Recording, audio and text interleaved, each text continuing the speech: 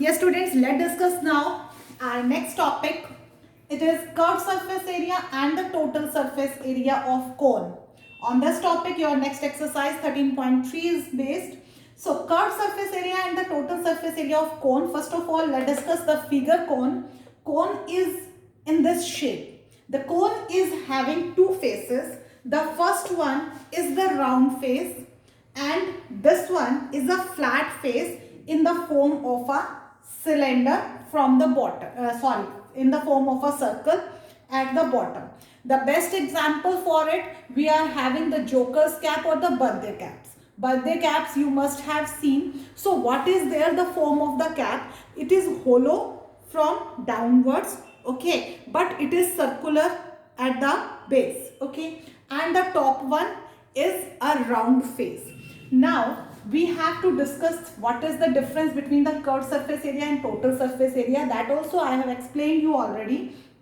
The always side face, whatever is there on the side, that face is called the curved surface area. And the formula for the curved surface area of cone is pi r L. We will discuss this L also, wait on. Then the face 2. The face 2 is a cylindrical face and the area of the circle is pi r square. When you need to find the curved surface area, you will apply pi r L, and when you need to find the total surface area, then we will add these both. Total surface area of cone is pi r L plus pi r square. We can take pi r common from here, so that's why the formula is L plus r. One r is left and this L is left. So the formula is pi r into L plus r. Now let's discuss what is this r.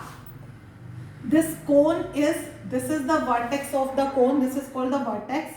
So if we join this vertex at the perpendicular, then this is the center of this circular base. It is a vertical height, means 90 degree here. So this is our radius. This is our height, h, perpendicular height, okay. But what is this? This is called the slant height. The name of this is slant height because it is slant like this, clear? So this slant height is called L. Now what do you think? You can see that it is a right angle triangle. Obviously you can. It is a right angle triangle, and the right angle triangle, we are having a base, a perpendicular, and this is our hypotenuse.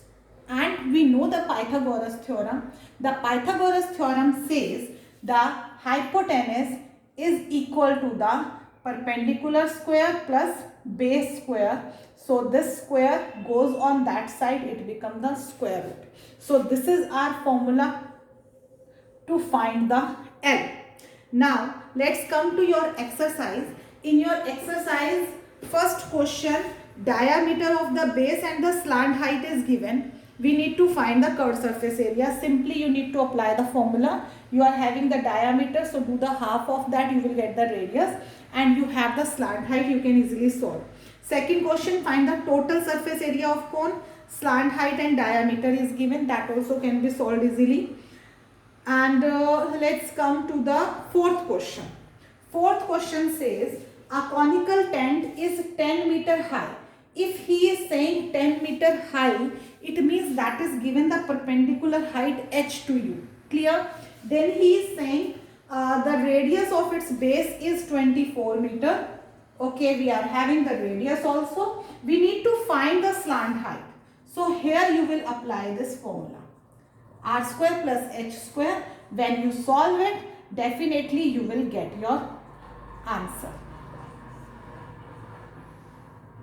It will be there, I think 576, yeah, 576 plus 100. So it is equal to 676, which is the square of 26. So 26 meter will be the slant height. Then you need to find the cost of the canvas used to make the tent. Okay, this I want to explain you. Cost of the canvas used. Here most of the students are getting problem. He is saying we have made a tent. Tent, you must have stayed in that. The tents whenever we are going on the picnic and all, we are living in the tents. That is really enjoyable. Okay, so tent we are never using on the base. The base canvas is different from that the upper one. Clear? So the upper one canvas will be only used if he is saying that he need to find the cost of the canvas used to make the tent. So in that case, you will always find the curved surface area. Don't use the total surface area to find the cost of the canvas used to make the tent. This kind of questions you will get many times. So you have to be careful.